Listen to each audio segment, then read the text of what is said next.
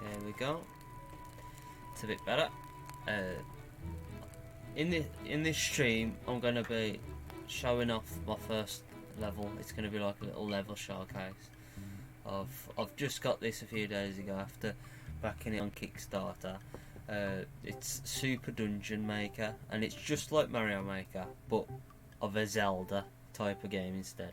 It's a top-down perspective, but it's so intricate in how its builder is so intricate in its designs, and you can like throw together several combinations and create pretty much Zelda dungeons.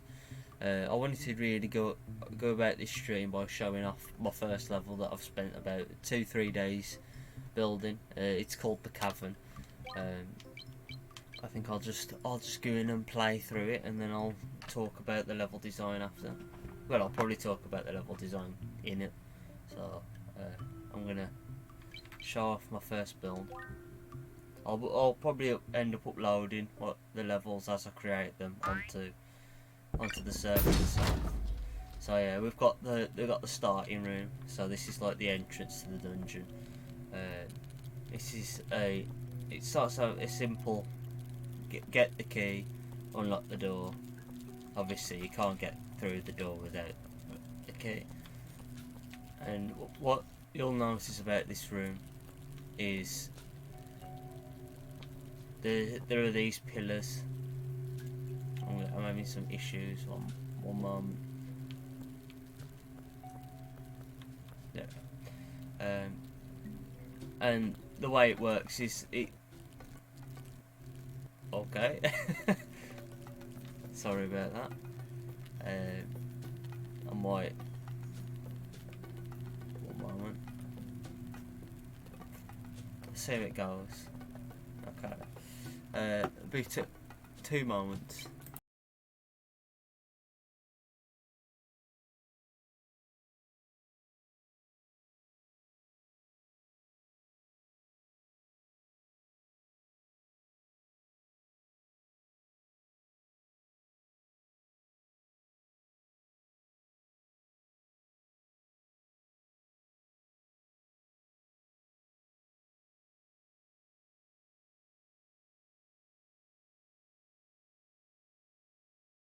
Right, we should be back on. There we go. Yeah. Let's see how that goes. but run that. Oh no, we got no audio now. 2 seconds. Be right back.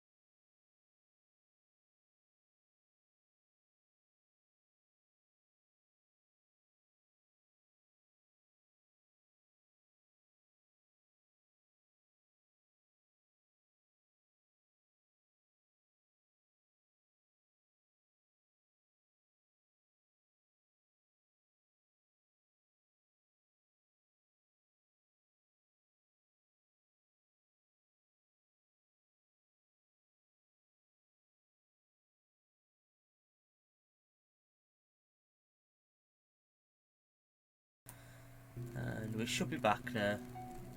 Hopefully we got sound and decent video this time. Okay. So yeah, we're in a room. There's the. I think it's just gonna have to. Yeah. How long? 25. Turn down. Can I turn down the output? Maybe that. I think it's fine on the. How's that? I think it'll be fine for this type of game. I think it's slightly better. But yeah, we're in a room. There's the blue pillows. The pillows. There's blue pillars, and in its current state, I can't pass through them. So going over here, there's like a trigger switch here, and if you hit it, it descends the pillars. And this room's pretty much so you can like learn how the pillars work really. And now rocks have spawned here, so you can't go back and mess with the switch. Okay, so we're in the next room. The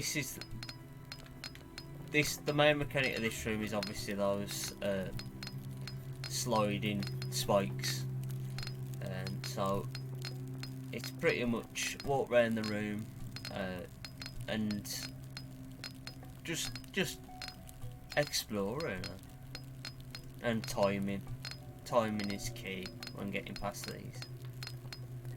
So it's like you will make it past, even though it's because it takes them quite a bit of time to get back down, so you will make it past it each time, provided you don't stall. So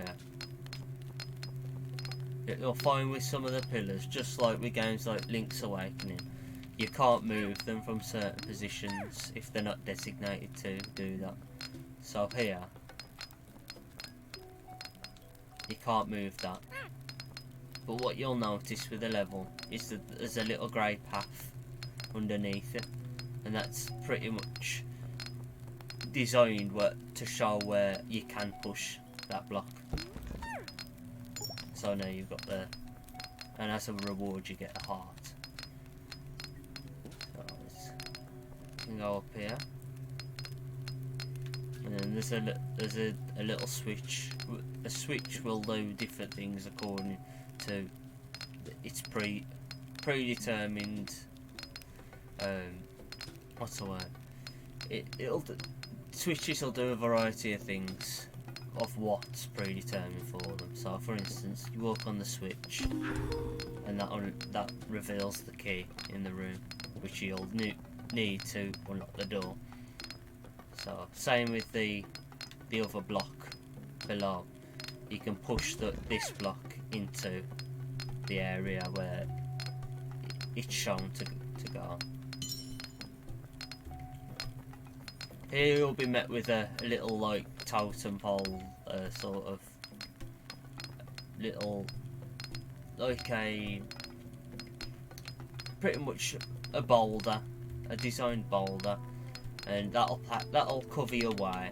So like you cannot progress until you figure out that if you press I, just like in other Zelda games, if you hold I and move, you can manipulate where this can go. So, for instance, if you push it straight up, you can see that it actually stops the spike in its path as it's moving. So, what you do is you literally just get it so it stops it in its tracks. The next part is to just move it and push the spike into the corner so it can't affect you anymore. And then that's the end of that room. This room you'll be met with blue pillars and red pillars, and a block with a key in it. This block will not disappear until the condition is met. So on the left there's another of the movable boulder things, and on the right you've got this switch. If you stand on the switch, it will disappear, but then if you get off, unlike the other block, the other switch which was a square, the circle one is a pressure plate, so that if something's heavy that's on top of it, it will stay down, which also means when you're off it, it'll just revert to its state before. After exploring the room a bit, you'll quite come across thinking to move this along the destined path. Pretty much, you just manipulate this around the room so that you can you have something else to put on the pressure plate.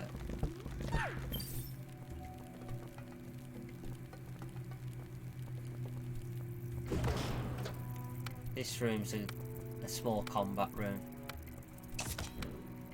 so it's pretty much to get you to use your sword.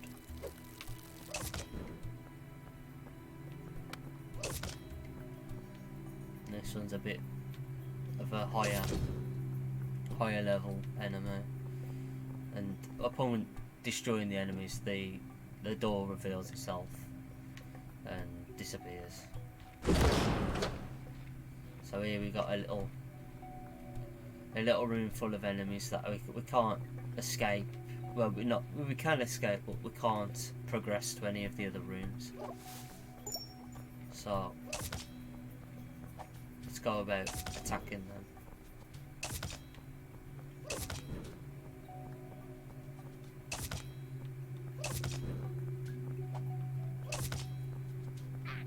Oh, we got mine. So now we've got 3 different doors that we can navigate to. So for starters, we'll go up. So this room is pretty much a boss entrance room, so that we cannot progress yet because we haven't got the boss key. But this is like I say, it's just to give that atmosphere of there's a boss coming up. So we'll move to the next room. To the right, we've got a room full of different type of sprite. This one is remote, so when it sees you in the distance, it will come towards you. So this room's about how to use those in different ways. So and then obviously to escape to exit the room through the top right. But we'll come back to this later. This one, this here is an optional room. It's a little puzzle. Once again, a pressure plate puzzle. And if you complete it, you can get a reward for it, but it's not mandatory. With the reward that you get, it'll make the final boss of the level more easier to combat. So we can go about with this one. It's more you have more freedom. So this is just a simple. This is a block that you can push, but you can push it in any direction, and it'll only stop once it hits a blockage, like a wall or something solid. But with this one, is that you can push it in any direction, and it's not going to stop. So you've got to figure out how to get it from its original position to the pressure plate, and obviously you have to manipulate it around the room using the little blockage, the little blocks as guidance for it. So we'll do that now.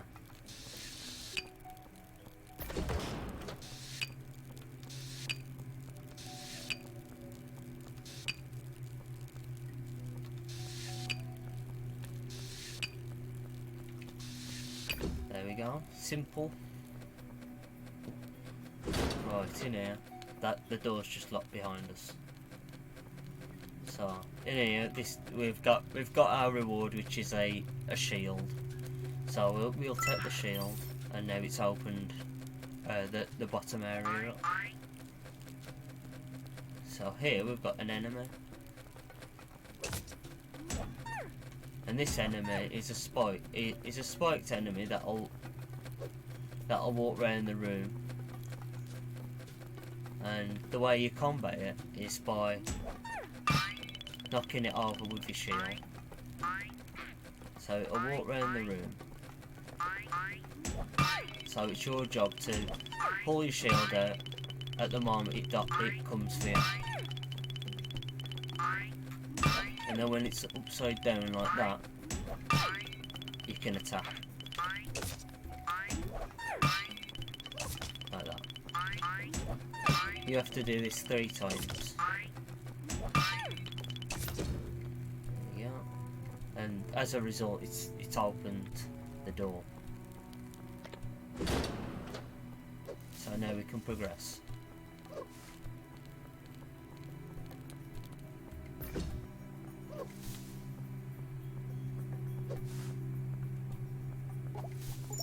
There you go. We can progress to the next room. Right, upon entering, once you walk out, this spike will dart towards you, but there's a blockage in the way, so there's nothing that's going to harm you. It's pretty much just to show what this type of enemy does. So once again, there's key lock blocks which are in the way, so you can't go through them in any way, shape or form. So again, with this one, similarly to the above ones, there we go. Similarly to the spikes in the other room, you can walk across, and there'll be no issue with getting across before it hits you, as long as you just walk without stopping. Like that.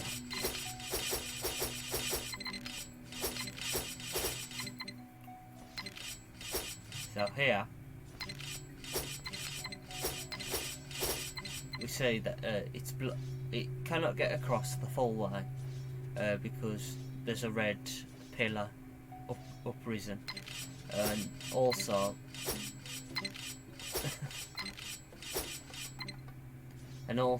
it's blocking the way for us to progress.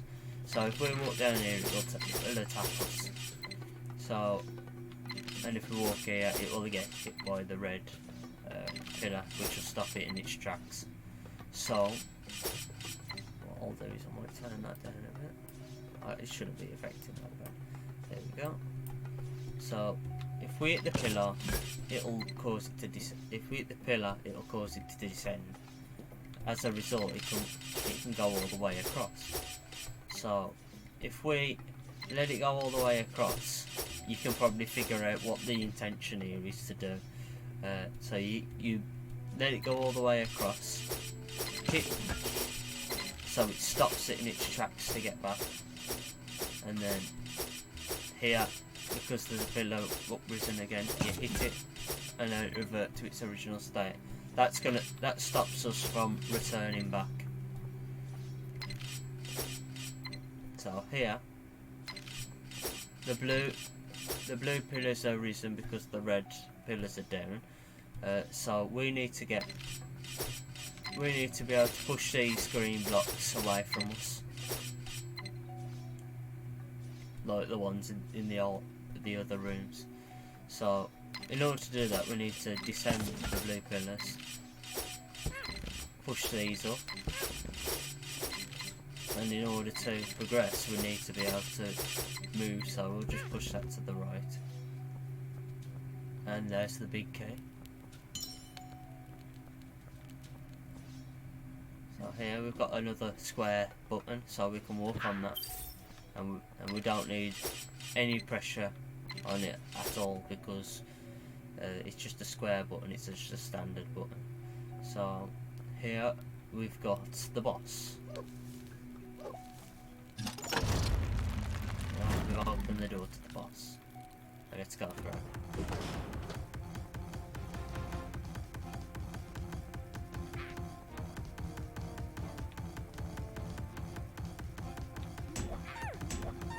Oh, missed it.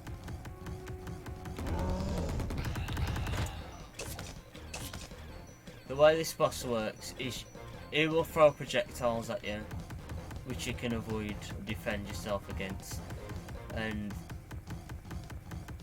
you can do that by moving out of the way easily. And then the way it works is that after a while, he'll stop throwing projectiles and then storm towards you, like this. And then you, while he's in that state, you can attack him.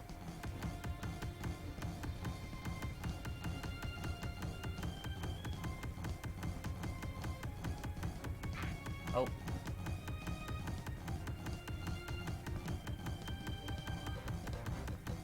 It should change state in a second.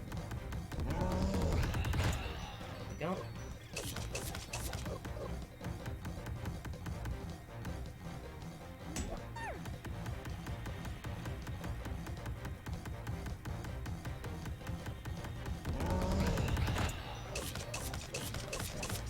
There we go. He's been defeated, which opens the door to the north. And there is the golden egg. And that's level complete. So there we go. What I'll do now is I'll show it in build mode, and I'll probably do some bug fixing in my own time after the stream, and then upload the level. So I just wanted to quickly go over this to show how pretty much the level works. So I have each room is little rectangular rooms. Is it using the array of tools that are available, you can pretty much make the dungeon of your dreams. I found, so I haven't looked at a single instruction manual or tutorial video. It's pretty much very intuitive. So if I make a new room, for instance, you can flip between the elements that you can place and the terrain. So I'll just make a little room, little 4x4 room, and then just, for instance, put the player in there, and then you just place elements. So for instance, this will just cause like that sort of thing. It's pretty intuitive. I really enjoy it. It's nice. I love how like the tiles just form around the square that you're placing. It's very simple and straight to the point, similarly to Mario Maker.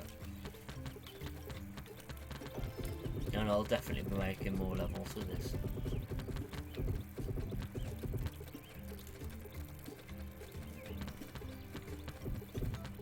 I think this definitely has the potential of reaching a large audience if the developers add more placeable objects and more terrains, etc. This has the potential to be big, and if they keep adding to it the same way Nintendo did with Mario Maker 2 and made it so you can make entire games and things like that with several levels, like in the vein of older Zelda games, it would be very fun.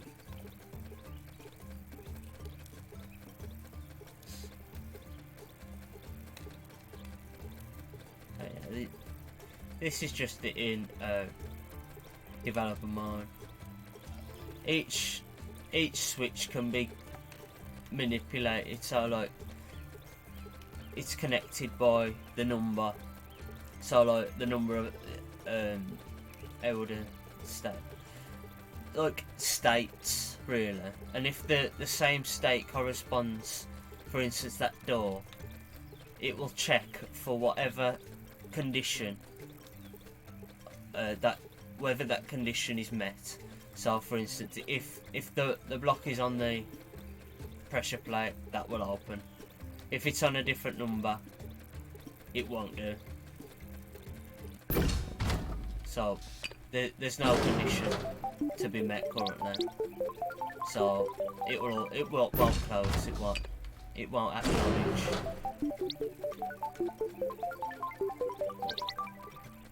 It's a simple way of.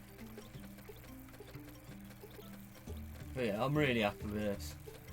I'm happy that I had my first level turned out, and I love game development tools. As when I'm making a game separately, like when I'm literally making a game, would be so good to have tools like this, like baked in. But it's very intuitive. It makes, like, for all these different logics, I would have to pretty much hard code all the states, every object, every script. When in this, it's just literally a drag and drop away. It's simple, and it's going to be exciting for the next generation of developers to begin or use these tools to fine tune their craft. I'm really looking forward to what I hope that other maker games come out of this in other genres as well, because this is. Many people said you couldn't do a Zelda Maker because of how much logic is involved, but these have nailed it 100%. I'd 100% recommend this.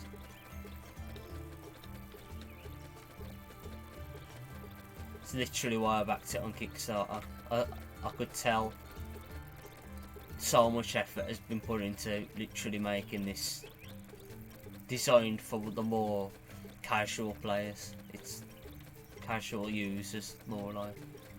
But yeah, I think I'll end the stream there. It's been half an hour nearly, and thanks for watching. I'll see you on the next stream.